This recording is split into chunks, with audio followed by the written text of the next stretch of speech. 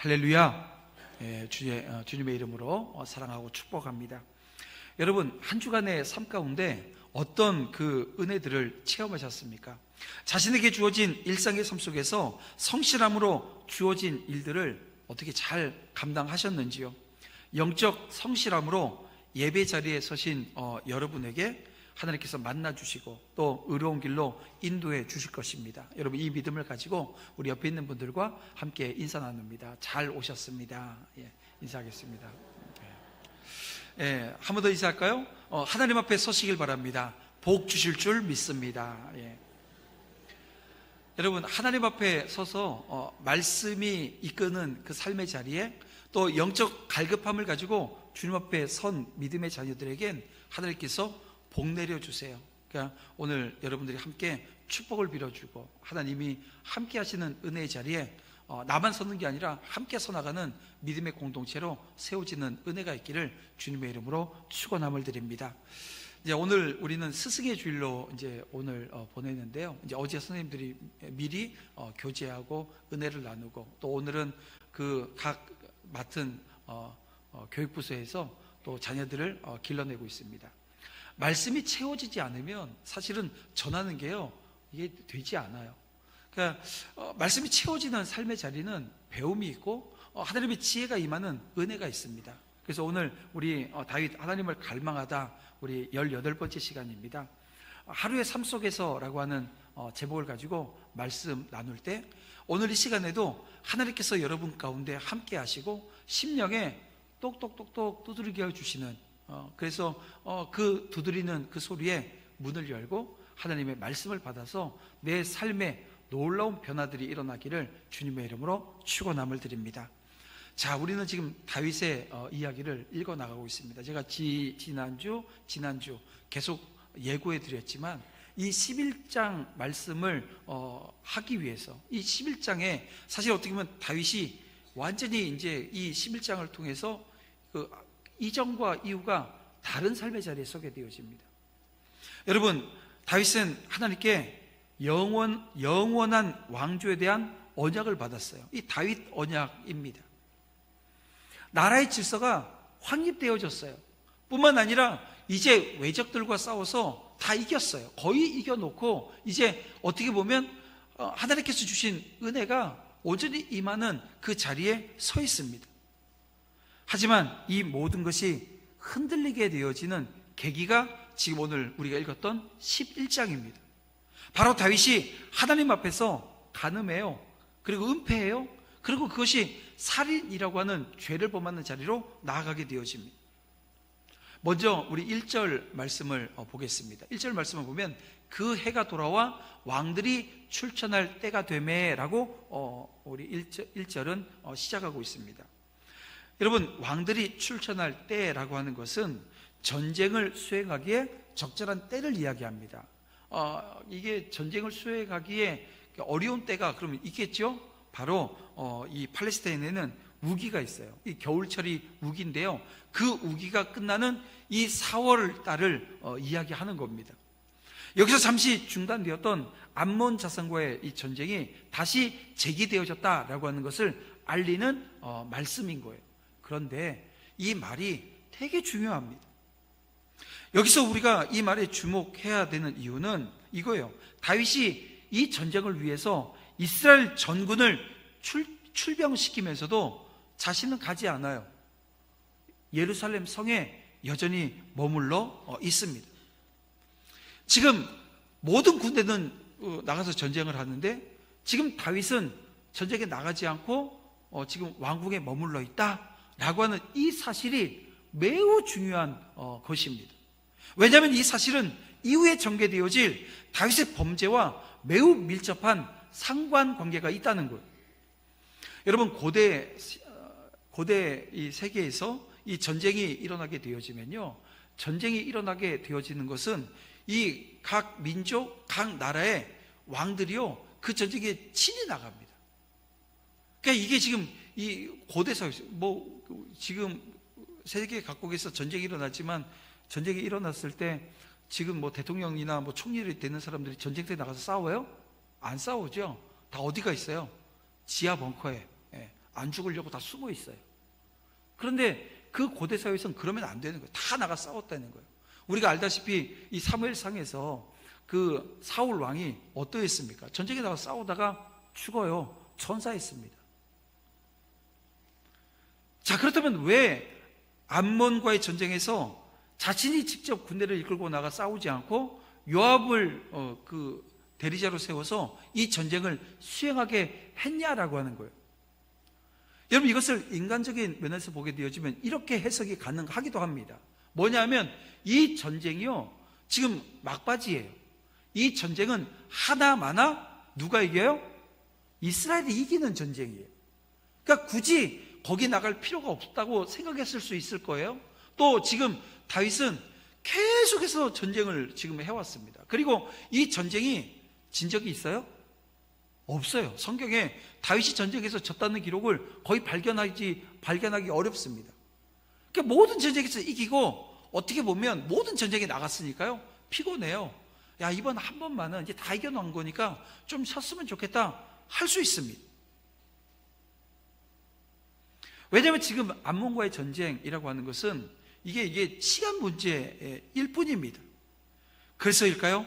자신이 굳이 출전하지 아니하고 요압에게 맡겨도 되겠다, 이런 판단을 했던 것 같아요.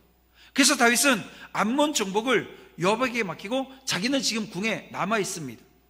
물론 당시 상황으로 보면 이 다윗의 판단, 이런 판단이 뭐 잘못된 판단이라고 할 그런 어떤 근거라고 하는 것도 없어요. 또 많은 전쟁에서 목숨을 걸고 싸웠던 다윗 아닙니까? 이제 한 번 정도는 쉬어도 되지 않겠나 할 수도 있을 거예요.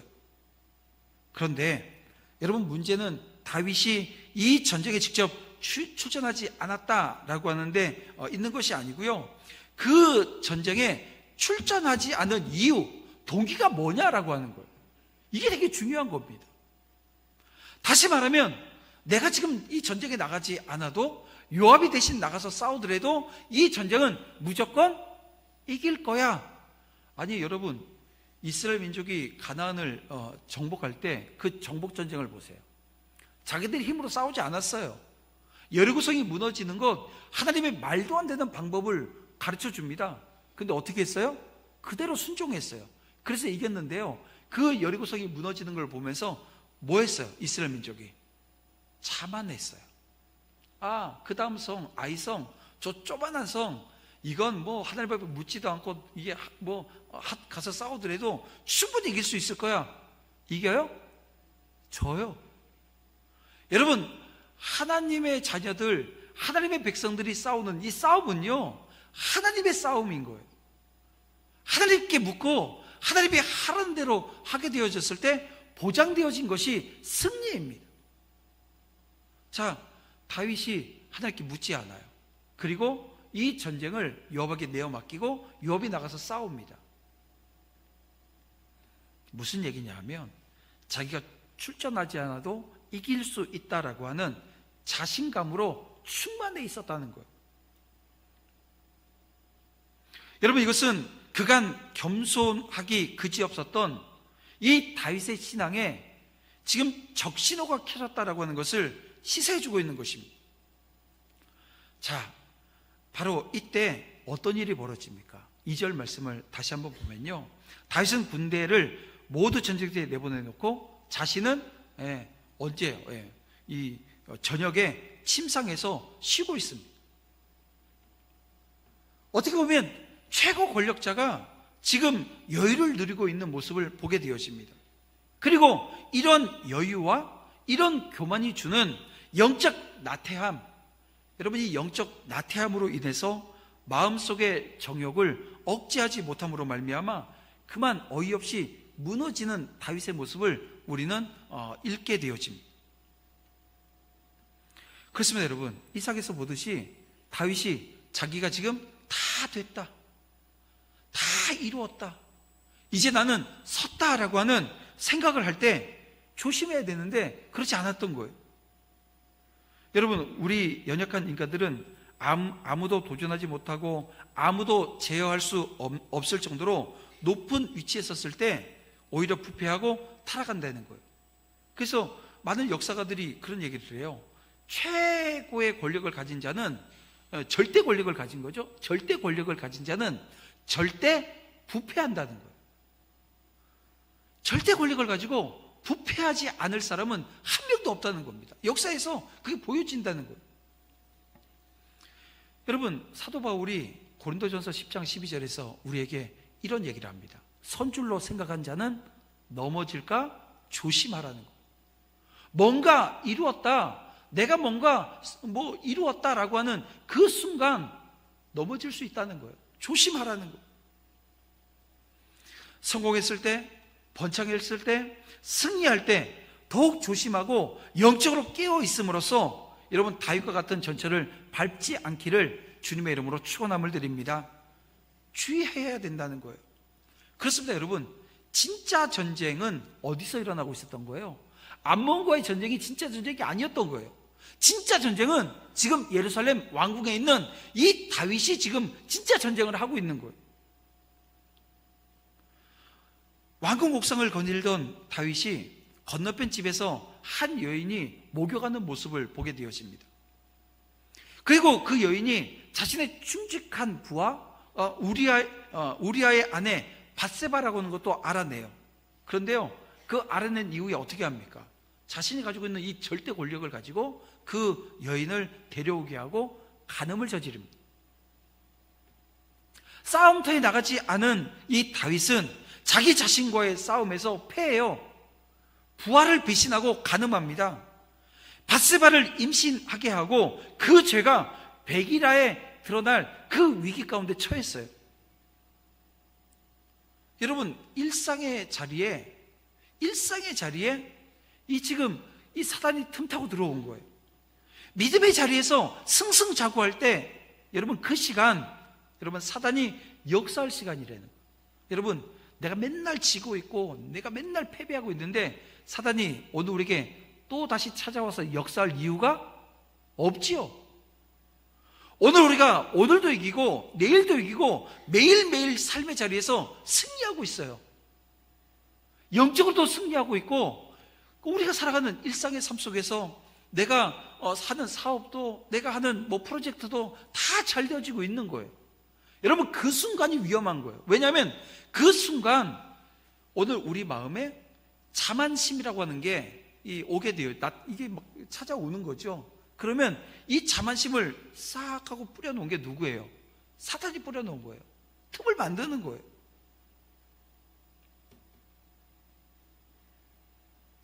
내 삶에 모든 것이 잘 되었을 때 자만하게 되어지고 나태하게 되어지면 그 순간 거룩한 삶으로 살아내고자 하는 내 모든 열심에 틈이 생기기 시작합니다.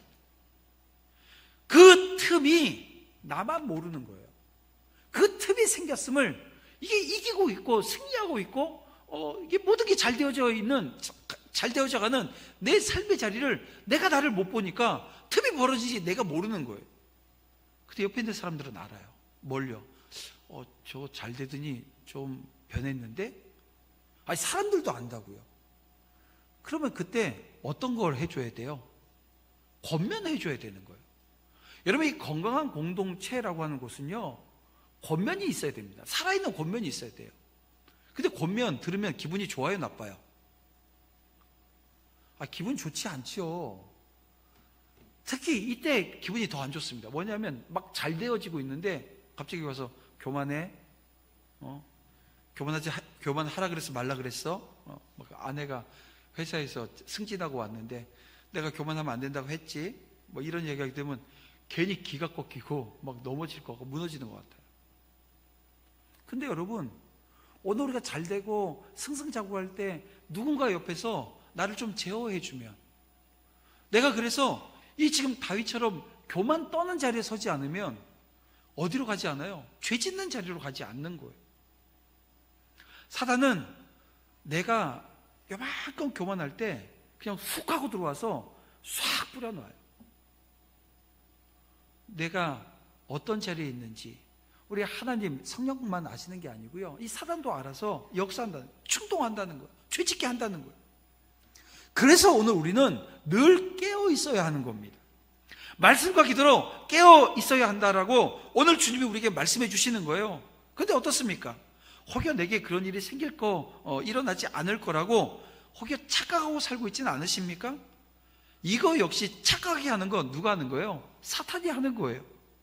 일상에서 승리하기 위해서 말씀이 나를 경계케 하시고 또 긴장하고 만만의 태세를 갖추게 하시는 그 하나님의 은혜가 오늘 이 시간 이 11장 말씀을 읽고 있는 여러분 가운데 분명해지기를 주님의 이름으로 축원함을 드립니다.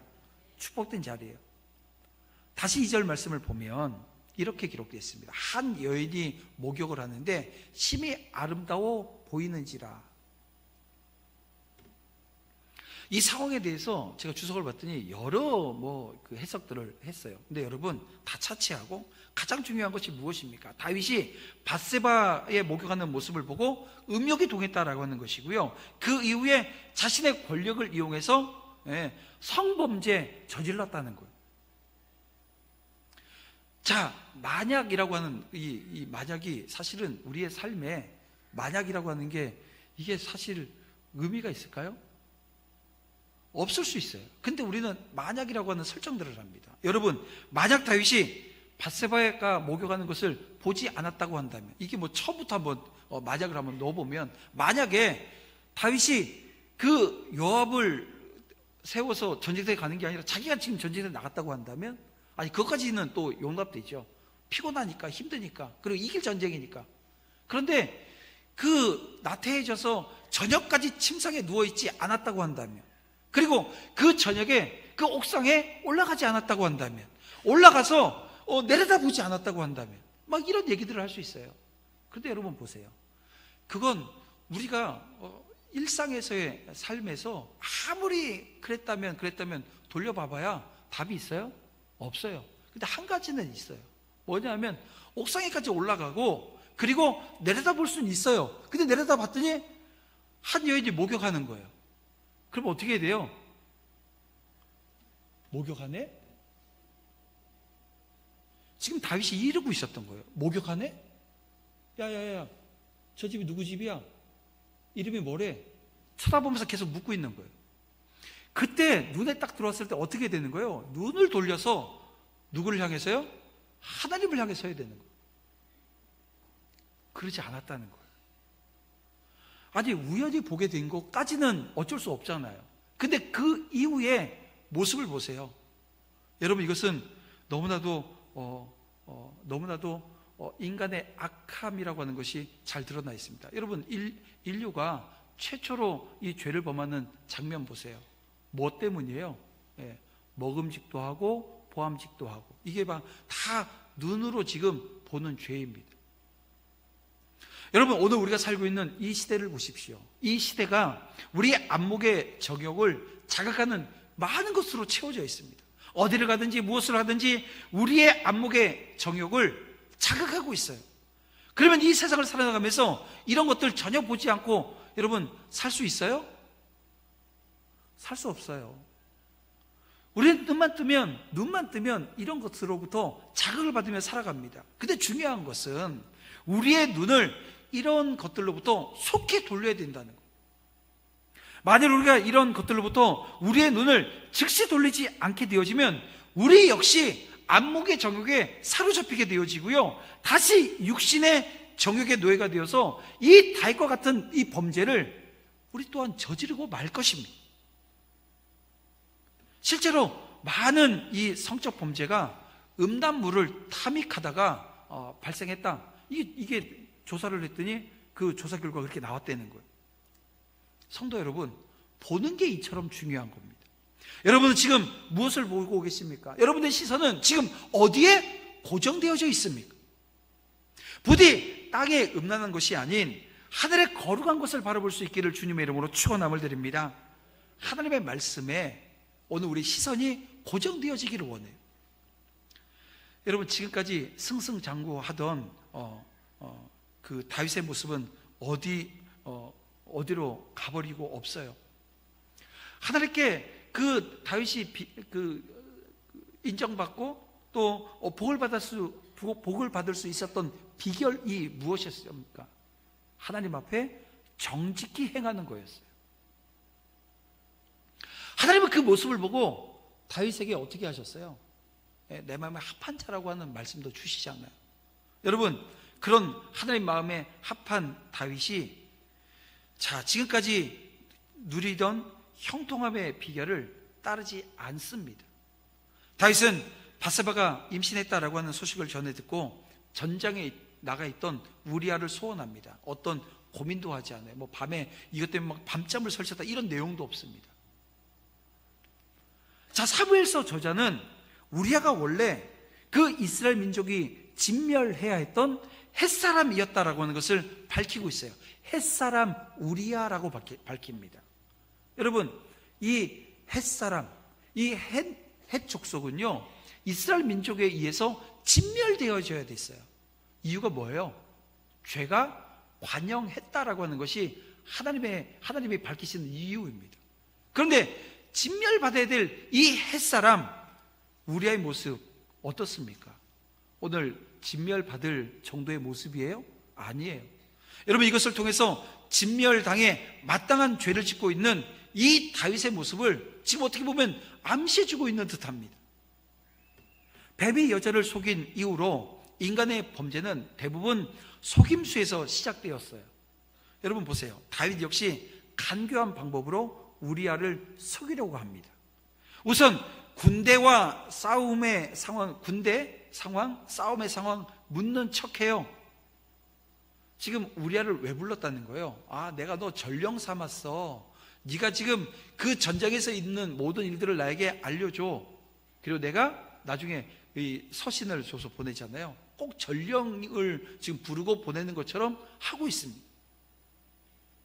근데 부른 이유가 뭐예요? 우리아를 집에 보내서 이 밧세바와 동침하게 하기 위해서입니다. 밧세바가 임신한 그 아이가 마치 우리아의 아내인 것처럼 만들려고 하는 거죠. 은폐하고자 하는 것입니다.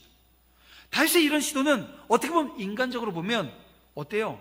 참으로 지혜로운 모습처럼 보입니다. 아마 이게 못돼 먹은 남자들 대여섯 명이 모여가지고 이 다윗이 거기 껴있어요. 야, 내가 이번에 이런 거 했는데 와, 너 정말 똑똑하다.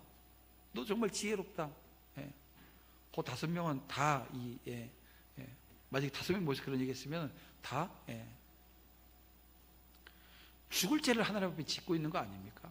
근데 그걸 지금 뭐 하고 있어요? 동조해 주고 있는 거예요. 근데 여러분, 다윗의 계략 성공하지 못합니다. 왜냐하면 우리아가 집으로 가라고 하는 다윗의 지시를 따르지 않아요. 왕궁 그 시위대 숙소에서 자게 되어집니다. 이 사실을 다윗이 알아요. 이번에는 어떻게 합니까? 그러니까 멈추지 않는 거예요. 우리아에게 술을 먹여요. 취하게 만듭니다. 그러면 우리아가 집으로 갈 줄 알았던 거예요. 참으로 자신의 죄의 문제를 인간적으로 해결하고자 하는 안간힘 쓰고 있는 이 다윗의 모습, 어떻게 보면 처량해 보이기까지 합니다. 그러나 이번에도 우리아는 집에 가지 않아요. 결국 우리아로 하여금 밧세바와 동침하게 하려고 했던 이 다윗의 이 계획은요, 실패하고 맙니다. 이제 다윗은 자신의 그 죄를 은폐하기 위해서 다른 계략을 세우는데요, 그 계책이 다름이 아니라 우리아를 죽이는 거예요. 그리고 밧세바를 자신의 아내로 삼는 것입니다. 전혀 여러분 버리낌 자체가 없어요. 여러분, 다윗은 우리아를 격전지에 배치해요. 이 배치하기 위해서 이 적은 이 서신을 이 우리아의 손에 들려가지고 요압에게 전합니다. 근데 요압이 그거 받아가지고 아주 충실하게 실행을 해요. 그리고 계획대로 우리아는 죽습니다. 다윗의 계획이, 다윗이 지금 세운 이 계획이 이루어졌어요.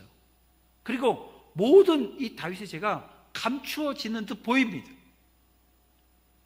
근데 여러분, 다윗의 죄가 해결되었습니까?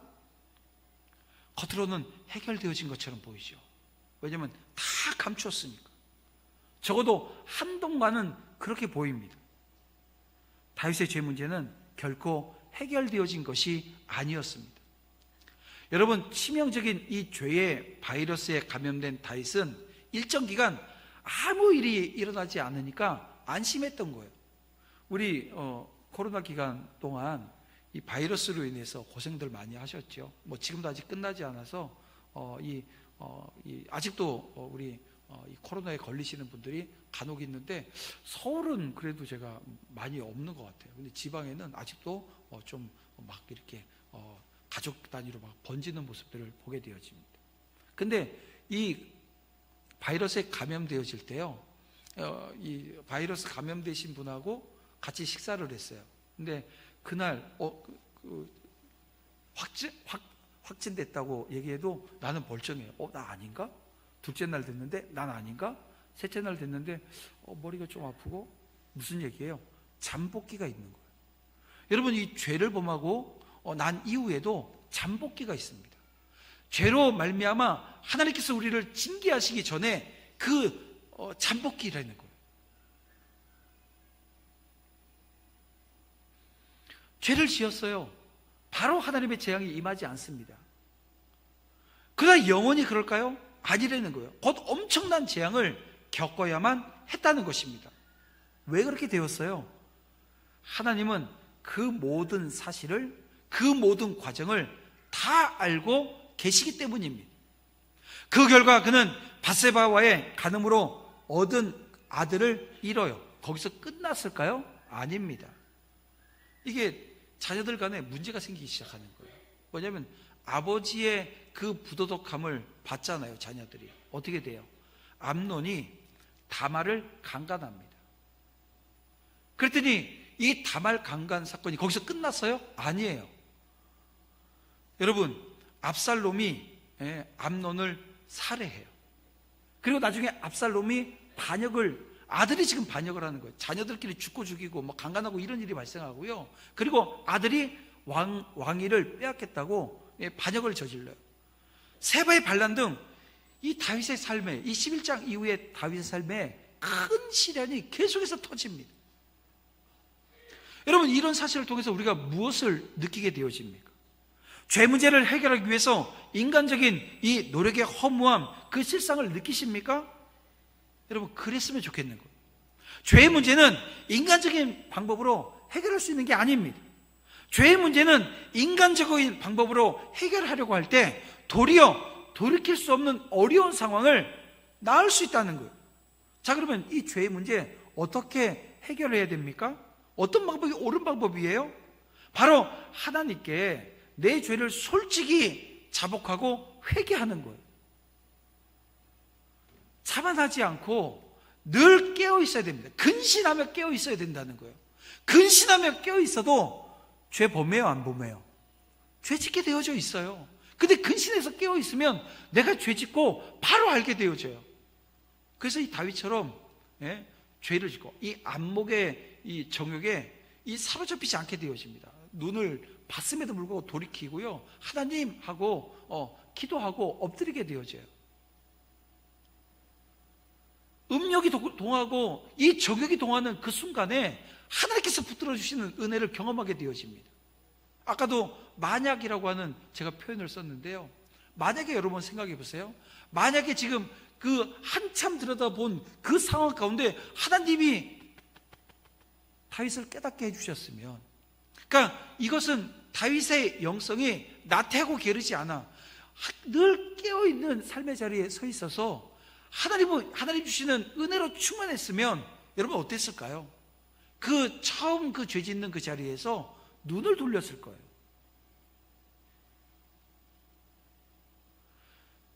오늘 우리가 여러분 죄를 짓고 회개하면 하나님께서 용서해 주시는데요, 그 죄된 대가는 치르게 하십니다. 만약 그랬다고 한다면 그 죄에 대한 대가도 여러분 징계 수위가 훨씬 낮았을 것입니다. 우리가 죄를 범했으면 어떻게 해야 합니까? 인간적으로 해결하려고 하는 이 어리석음을 버려야 합니다.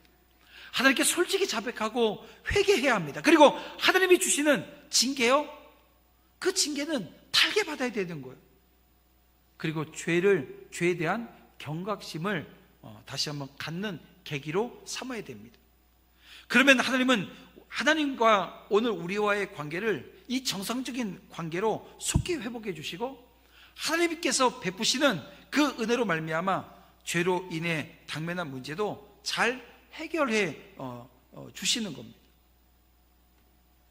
죄로 말미암아 불안해하고 죄로 말미암아 두려워하는 자리가 아니라, 그 두려움 불안이 아니라 회개하고 용서받아 더 큰 죄 짓지 않는 자리로 나아가야 된다는 거예요. 죄의 근원적 해결 방법, 여러분 다른 게 아닙니다. 하나님 앞에 엎드리는 겁니다. 어떻게 해요? 납작 엎드려 하나님께 구하는 겁니다. 사무엘서 기자는 의도적으로 이 다윗과 우리아를 비교합니다.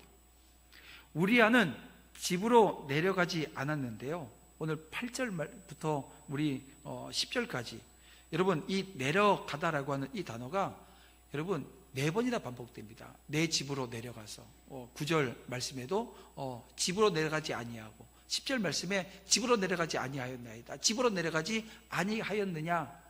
이 집으로 내려간다라고 하는 표현을 계속해요. 이 내려간다, 야라드라고 하는 단어인데요, 여러분 다윗이 제시한 이 내려감이라고 하는 것은 어떤 자리로 내려가는 거예요? 죄의 자리로 내려가는 거예요. 그런데 우리아는 내려가지 않습니다. 내려가지 않아요.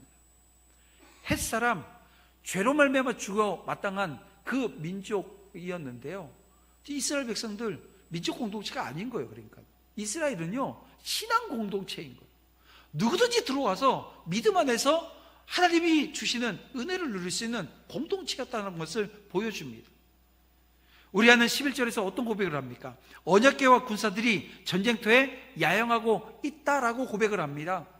여러분, 이 고백 누가 비슷한 고백 했죠? 누구예요? 다윗이에요. 7장 2절 말씀에 보니까 다윗이 이런 얘기를 해요. 나는 백향목 궁에 살거늘 하나님의 궤는 휘장 가운데 있다고. 이 천막 안에 지금 언약궤가 있다고 뭐 하겠다는 거예요? 성전 짓겠다고 했던 사람이 다윗이에요. 근데 지금 다윗은 전장에 지금 이 언약궤를 내보내놓고 지금 자기는 궁에 있어요. 늘어지게 지금 자고 있습니다. 여러분, 다윗이 초심을 잃지 않았다고 한다면 전쟁터에서 고생하는 부하들을 잊지 않았을 것이고요, 죄를 범하지도 않았을 거예요. 그러나 다윗은 이 말을 듣고도 어떻게 해요? 회개하지 않아요. 지금 어떻게 보면 이 말, 언약궤와 군사들이 전쟁터에서 야영하고 있다라고 하는 이 말을 다윗이 들었을 때 어떻게 되는 거예요? 회개해야 되는 거예요. 하나님의 음성으로 들어야 되는 거예요. 그런데 어떻게 했어요? 듣지 않아요. 자신의 인간적인 계획, 자신이 지은 죄를 감추고자 하는 그 마음으로만 똘똘 뭉쳐져 있는 거예요. 하나님을 향한 첫 마음은 어디 간데 없습니다. 우리아를 술 마시게 하고 자기 집으로 가게 합니다. 가지 않아요. 여러분, 하나님은 당신의 백성이 이 죄를 지었을 때 그 죄에 대해서 아주 집요하게 추궁하시는 분이십니다. 인간의 그 얄팍한 꾀로 지은 죄를 피하려고 하는 여러분 어리석은 생각 버리시기를 주님의 이름으로 다시 한번 부탁을 드립니다. 말씀을 정리해 볼게요. 하나님은 다윗에게 그야말로 모든 것을 허락해 주셨어요. 그런데요, 다윗은 그 초심을 잃어버리고 맙니다. 더러운 죄를 저지르고 말아요. 이처럼 모든 것이 평안하고 문제가 없어 보일 때일수록 여러분, 오늘 저와 여러분 하나님 앞에 신실함으로 서야 됩니다. 오늘 우리 일상의 자리, 여러분의 삶의 자리에 어떤 사단의 유혹이 어떻게 치고 들어올지 알 수 없어요. 내가 오늘 이 시간 하나님께 신령과 진정으로 예배드렸다 하더라도 오늘 교회 문을 열고 예배 끝나고 돌아가는 그 순간부터 오늘 사단은 내가 은혜 충만했을 때 틈을 벌리고 들어와요.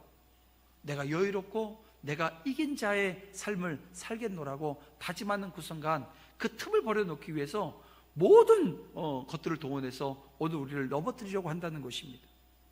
사랑하는 성도 여러분, 그런 시대를 살아가고 있고 그런 시간을 우리가 살아갈 수밖에 없습니다. 이때 중요한 게 뭐냐?